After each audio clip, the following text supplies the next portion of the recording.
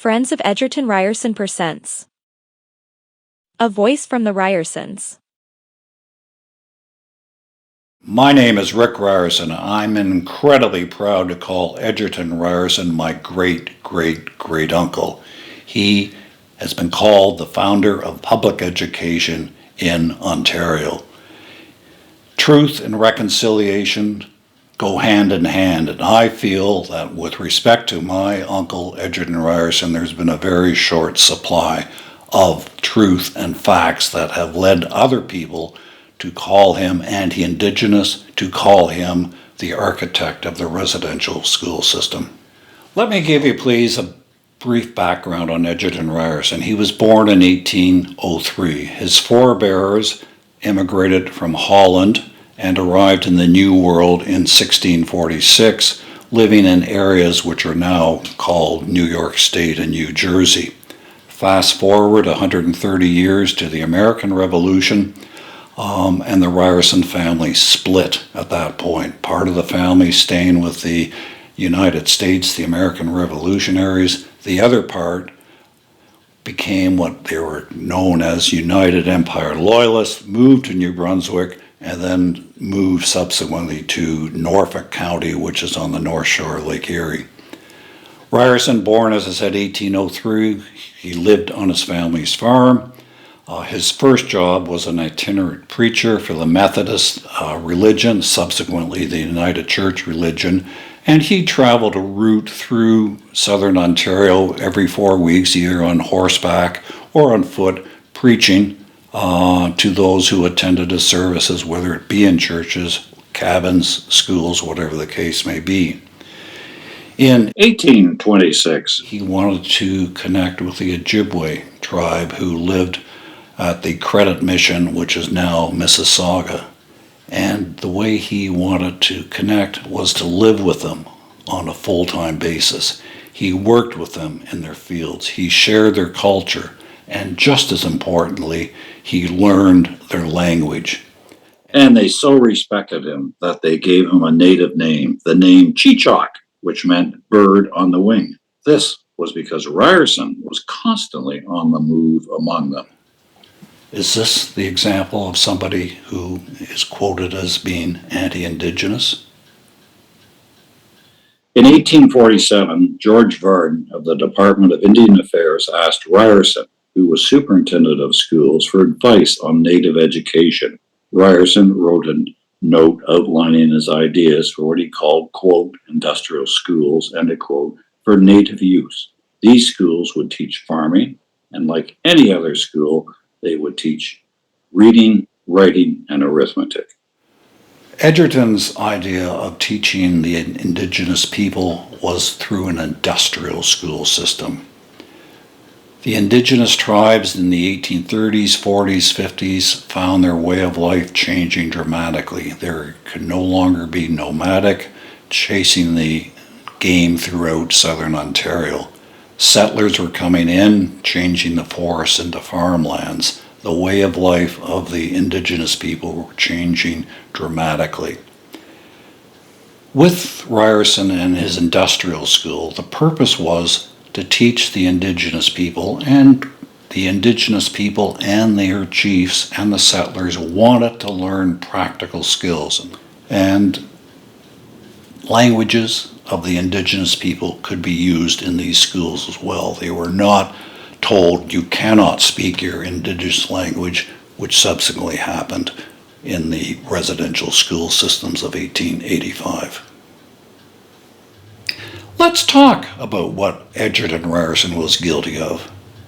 Egerton Ryerson was guilty of the founding of the public school system in Ontario. Egerton Ryerson was guilty of setting up school boards. Egerton Ryerson was guilty of having one book press people produce the textbooks for all of the schools in Ontario, so everybody was learning from the same book.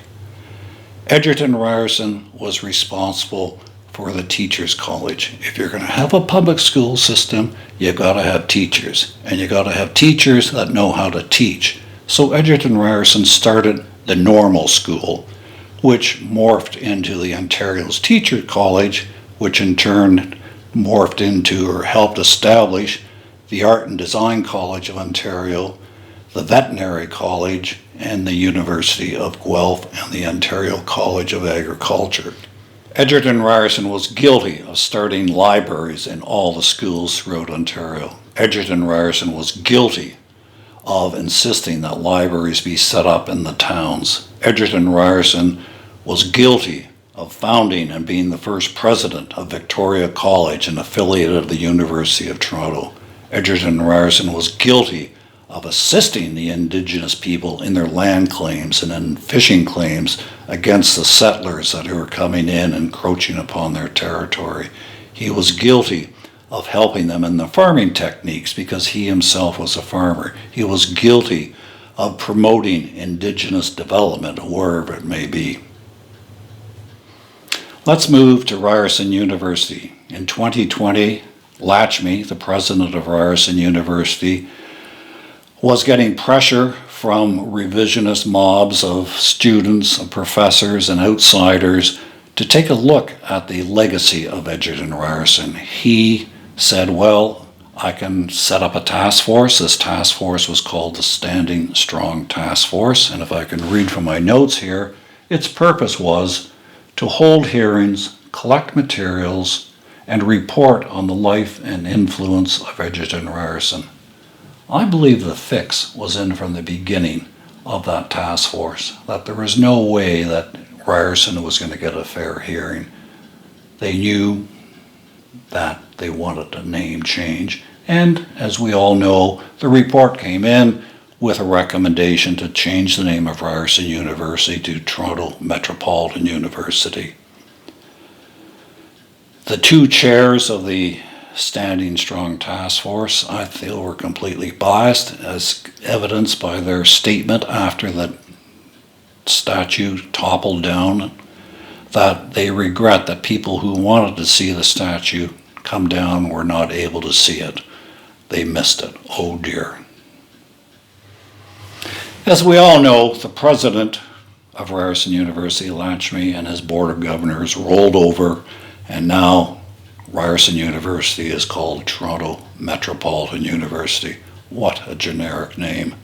At the same time, and much I feel to the disgrace of Victoria College, their president and their board of governors, and remember that Ryerson was the founder and first president of Victoria, they too acquiesced to the mobism and the wokeism of people who wanted to see Ryerson's name obliterated from any public institution.